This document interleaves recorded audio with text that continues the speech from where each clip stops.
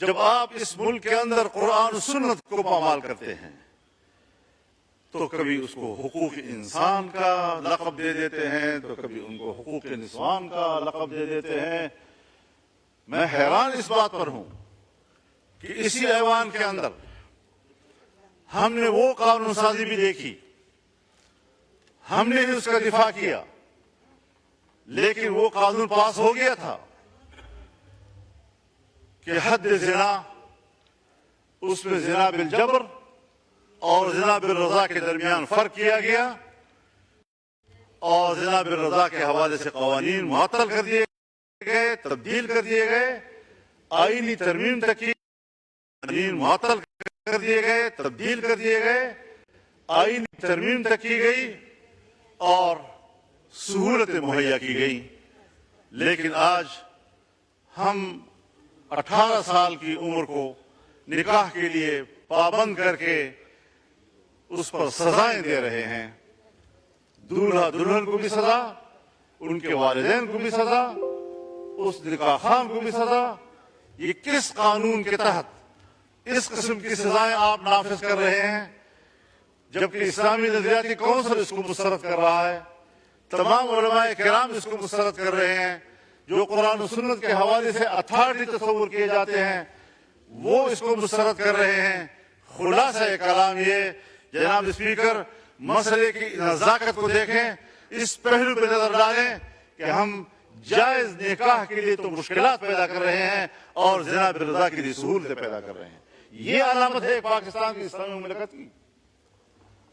اس کے بعد ہم اس کو اسلامی مملکت کہیں گے؟ یہ کوئی صرف جھومر ہے کہ ہم ماتھے پہ اس کو لٹکاتے رہیں؟ آپ نے اس آئین کے اندر اپنے آئین کو پامال کیا ہے۔ آپ نے ایک مسلمان ملک کے پارلیمنٹ کے طور پر قرآن و سنت کو پامال کیا ہے۔ کب احساس ہوگا آپ کو؟ اور جب اس پر تنقید کی جاتی ہے تو ادارے بھی، اور پتہ نہیں ان کے کام آنے والے کیا کیا لوگ، این جی اوز، وہ ہمارے اوپر ٹوٹ پڑتے ہیں۔ کبھی آپ اوپن ڈیبیٹ کریں، تم بتاؤ ہمیں تمہارا ملحدانہ فکر، تمہارا لبرل سوچ، تمہاری آزاد خیالی، تمہاری روشن خیالی، آمنے سامنے آ کر ہم بتائیں گے آپ کو کہ وہ کس قدر تاریخ ہے اور قرآن و سنت کس قدر روشن ہے اور کس قدر انسانیت کا محافظ ہے۔ چھپے چھپے پھرتے رہتے ہیں، لابنگ کرتے ہیں گھر گھر میں، ایک ایک ممبر کے گھر جاتے ہیں، ہم نے یہ کیا، ہم نے وہ کیا، ہم نے یہ کیا، ہم یہ کرنا چاہتے ہیں، اور اس قسم کی لابنگ کے نتیجے میں ہماری قانون سازی ہوتی ہے۔ نہ ہمارا آئین اس کا تقاضا کرتا ہے، نہ ہمارا ملک اس کا تقاضا کرتا ہے، نہ ہمارا معاشرہ اس کا تقاضا کرتا ہے، اور اس ملک کے اندر وہ کچھ ہو رہا ہے کہ جو خود یورپ میں نہیں ہو رہا۔ جناب اسپیکر، ہمیں اس پہلو کو بھی مد نظر رکھنا چاہیے کہ آج پھر ایک دفعہ ہم بارود اور میزائل اور بمباریوں کے نشانے پہ ہیں۔ ہم نے بہت خون دے دیا ہے، ہماری قوم بہت قربانیاں دے چکی ہیں،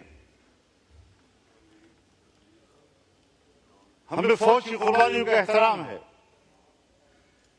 لیکن قوم نے جو قربانیاں دی ہیں، نہت تھی قوم نے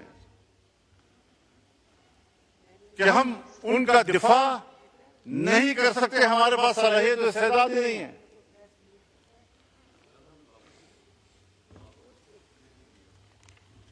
مجھے کراچی میں بتایا گیا کہ عین عید کے روز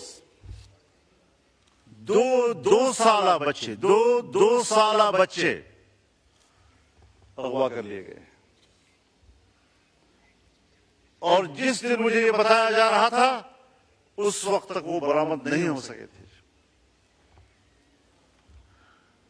کہاں گئی انسانیت؟ کس کو آپ انسانیت کا درس دینا چاہتے ہیں؟ انسان تو یہ کچھ کر رہا ہے، اس انسانیت کی رہنمائی کے لیے کون سا نظام ہوگا جو مجھے روشنی دے سکے اسلام سے پہلے کے معاشرے کو، اسلام سے پہلے کے دور کو۔ آج 1400 سال گزرنے کے بعد بھی ہم دور جاہلیت کہتے ہیں۔ اگر اس وقت اللہ کے دیے ہوئے نظام سے مبرہ ہو کر اپنی حیوانی خواہشات کے تحت زندگی گزارنے کو زمانہ جاہلیت سے تعبیر کیا جا سکتا ہے، تو آج بھی اس طرح کی سوچ کو میں جاہلیت سے تعبیر کرتا ہوں۔ یہ قطر قوم کی رہنمائی کرنے کی صلاحیت نہیں رکھتے۔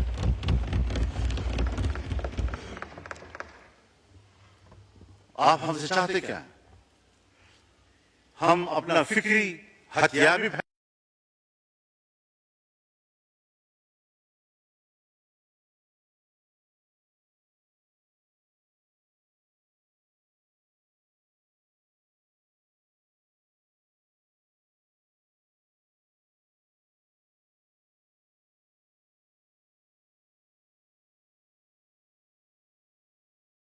میں اس ایوان سے اعلان جنگ کرتا ہوں، اندر ختم ہونے والی جنگ۔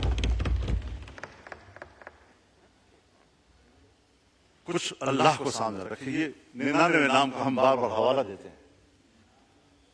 ہم اللہ کی 99 صفات کے نیچے بیٹھے ہوئے ہیں،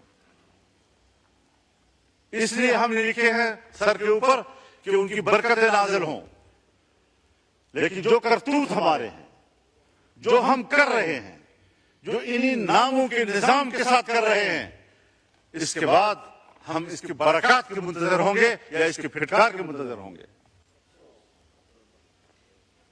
کچھ تو احساس ذمہ داری ہونا چاہیے کہ ہم کدھر جا رہے ہیں۔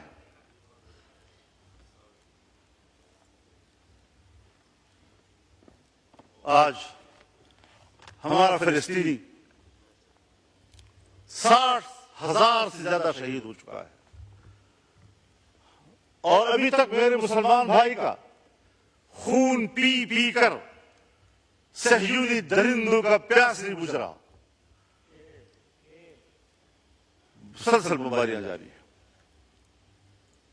2 روز کے اندر 1,500 لوگ شہید ہو چکے ہیں۔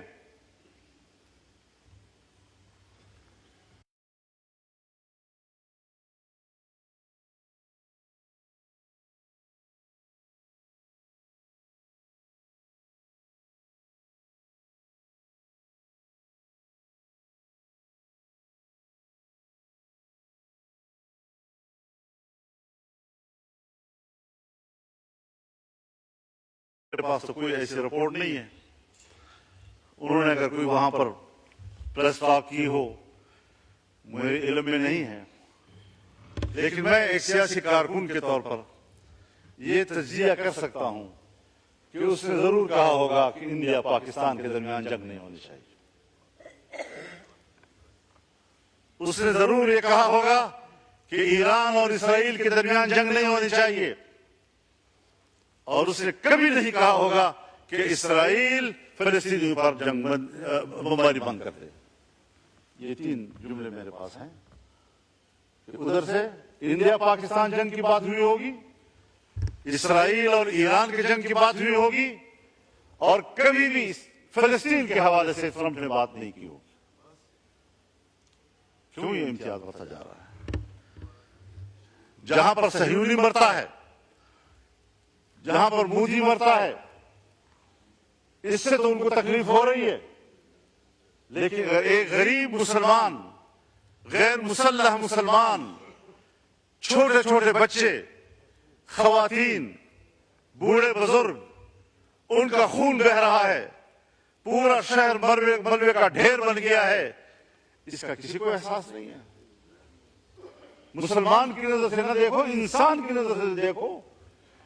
اس کا معنی یہ ہے کہ اگر کوئی شخص مسلمان نہیں ہے، اگر کسی شخص کی زندگی قرآن و سنت کی تعلیمات سے آراستہ نہیں ہے، تو پھر یہ انسانیت نہیں، اسی کو ہم حیوانیت کہتے ہیں۔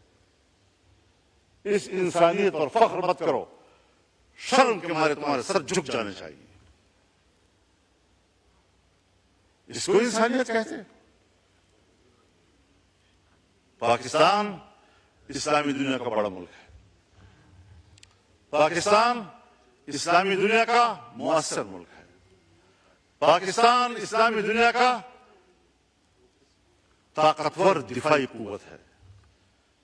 پاکستان اسلامی دنیا کا ایٹمی طاقت ہے. پاکستان کے اندر وہ تمام صلاحیتیں موجود ہیں کہ وہ امت مسلمہ کی قیادت کرے.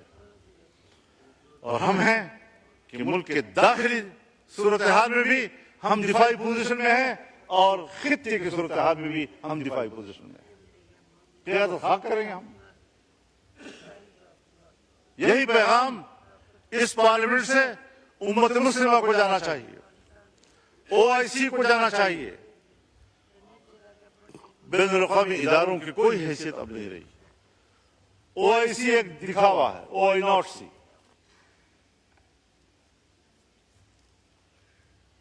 سلامتی کونسل 5 بڑے ممالک, ترقی یافتہ ممالک کی منوپلی ہے.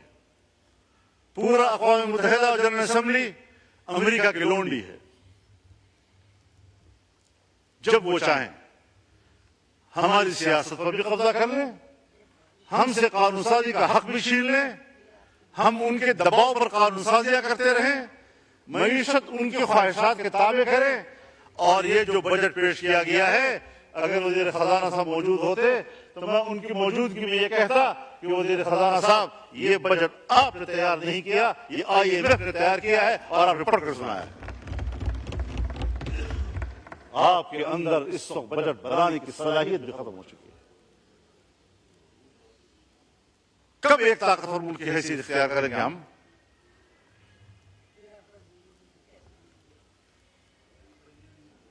ایران اگر اسرائیل کو جواب دے رہا ہے تو ایران کے ہاتھ روکے جاتے ہیں. اگر پاکستان انڈیا کو جواب دیتا ہے تو پاکستان کے ہاتھ روکے جاتے ہیں.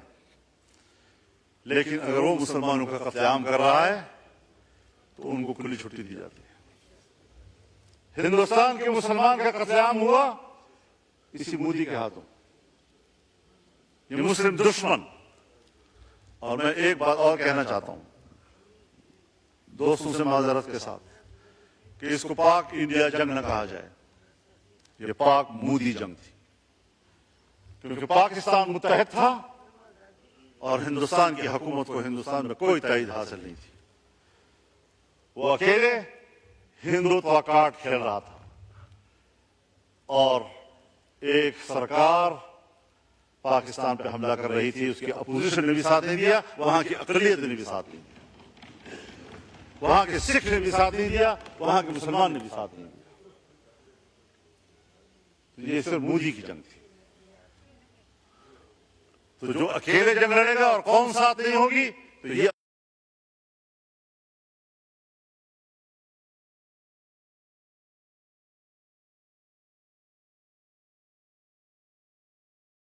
لڑ رہے تھے تو قوم آپ کے ساتھ نہیں تھی, تو نتیجہ کیا نکلا؟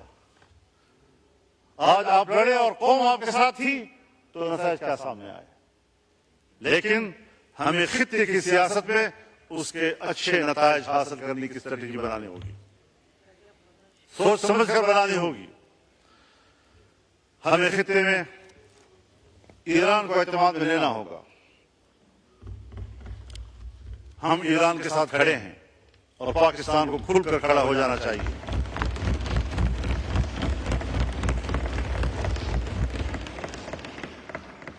ہمیں کھل کر اہل غزہ کے ساتھ, فلسطینیوں کے ساتھ کھڑے ہو جانا چاہیے.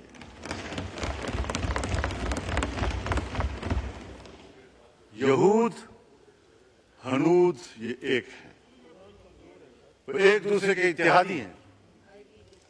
اگر فلسطین سے آگے لبنان پر وہ حملہ کر چکا ہے, اگر وہ شام پر حملے کر چکا ہے, پرانے قبضے ایک طرف, حال ہی میں جو اس نے شام کی دفاعی قوت کو تباہ کیا ہے, عراق پہ جو کچھ گزری ہے وہ آپ کے سامنے ہے, اس کے بعد ایران, اس کے بعد اب پاکستان. تو فلسطین، لبنان، شام، عراق، ایران اور پاکستان کی ایٹمی قوت کو تباہ کرنا ان کا ایجنڈا ہو سکتا ہے۔ ادھر سے ہندوستان ہمارے لیے خطرہ ہے۔ ہم خطے کے ممالک کے ساتھ انگیج نہیں ہو رہے۔ بریانی تیار ہے، تم کہاں ہو؟ ابھی پہنچے 3 بھائی 1 مشن، لیٹس گو۔ میرے لیے کمفرٹ، اس کو چاہیے بچت، اس کے لیے اسپیڈ۔ ان ڈرائیو رائڈ ایسے جیسے آپ چاہیں۔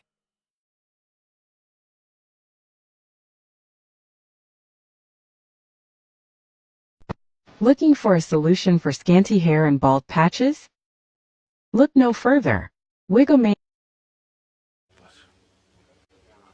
بجٹ میں ممبران اپنے حلقوں کی بات بھی کرتے ہیں، اپنے علاقوں کی بات بھی کرتے ہیں۔ جناب وزیر اعظم نے ہمارے علاقوں میں جن منصوبوں کا خود افتتاح کیا تھا، آج اسی وزیر اعظم نے اپنے افتتاح کیے ہوئے منصوبوں کے فنڈز روک دیے ہیں۔ اب بتاؤ کس سے امید رکھیں؟ تو اللہ کے حاکمیت کے نیچے اس کی نیابت تو ہم کر رہے ہیں، ہمارے حکمران کر رہے ہیں۔ اسے کہتے ہیں اللہ کی نیابت، کہ ہم قانون پاس کریں،